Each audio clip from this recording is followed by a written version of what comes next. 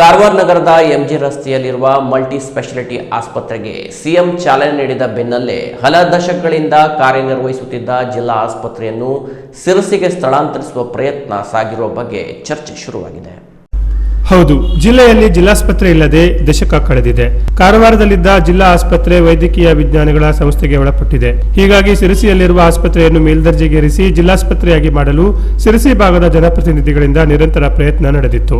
ಸಂಸದ ವಿಶ್ವೇಶ್ವರ ಹೆಗಡೆ ಕಾಗೇರಿ ಅವರು ಆಸ್ಪತ್ರೆಯನ್ನು ಮೇಲ್ದರ್ಜೆಗೇರಿಸುವಲ್ಲಿ ಯಶಸ್ಸು ಕಂಡಿದ್ರು. ಈಗಿನ ಸಿರಸಿ ಶಾಸಕ ಭೀಮಣ್ಣ ನಾಯ್ಕ ಅವರು ರಾಜ್ಯ ಸರ್ಕಾರದ ಮಟ್ಟದಲ್ಲಿ ಪಂಡಿತ ಆಸ್ಪತ್ರೆಯನ್ನು ಜಿಲ್ಲಾಸ್ಪತ್ರೆಯಾಗಿ ಪರಿವರ್ತಿಸಿ ಸೌಲಭ್ಯ ಹೆಚ್ಚಿಸಲು ಪ್ರಯತ್ನ ನಡೆಸಿದ್ದಾರೆ. ಆರೋಗ್ಯ ಇಲಾಖೆಯ ಅಧೀನದ ಜಿಲ್ಲಾಸ್ಪತ್ರೆಯಲ್ಲಿ ಸಂಪೂರ್ಣ ಉಚಿತ ಚಿಕಿತ್ಸೆ ಲಭ್ಯವಾಗುತ್ತದೆ. ಆದರೆ ವೈದ್ಯಕೀಯ ವಿಜ್ಞಾನಗಳ ಸಂಸ್ಥೆಯ ಅಧೀನದ ಆಸ್ಪತ್ರೆಯಲ್ಲಿ ಆರೋಗ್ಯ ಸೇವೆಗಳಿಗೆ ಕನಿಷ್ಠ ಶುಲ್ಕ ಪಾವತಿಸಬೇಕಾಗುತ್ತದೆ.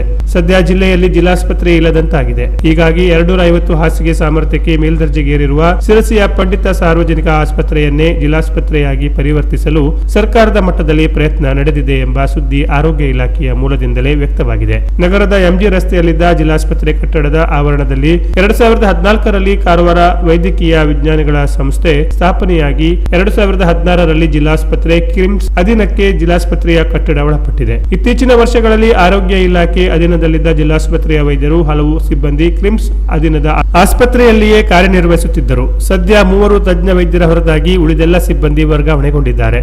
ಈಗ ಕ್ರಿಮ್ಸ್ನಲ್ಲಿ 450 ಹಾಸಿಗೆ ಸಾಮರ್ಥ್ಯದ ಮಲ್ಟಿ ಸ್ಪೆಷಾಲಿಟಿ ಆಸ್ಪತ್ರೆ ಕಟ್ಟಡ ಅಧಿಕೃತವಾಗಿ ಕೆಲ ದಿನಗಳ ಹಿಂದೆಯಷ್ಟೇ ಉದ್ಘಾಟನೆಗೊಂಡಿದೆ. ಹೊಸ ಕಟ್ಟಡಕ್ಕೆ ಹಳೆಯ ಜಿಲ್ಲಾಸ್ಪತ್ರೆಯ ಕಟ್ಟಡದಲ್ಲಿದ್ದ ಎಲ್ಲಾ ವಿಭಾಗಗಳನ್ನು ಸ್ಥಳಾಂತರಿಸಲಾಗುತ್ತಿದೆ.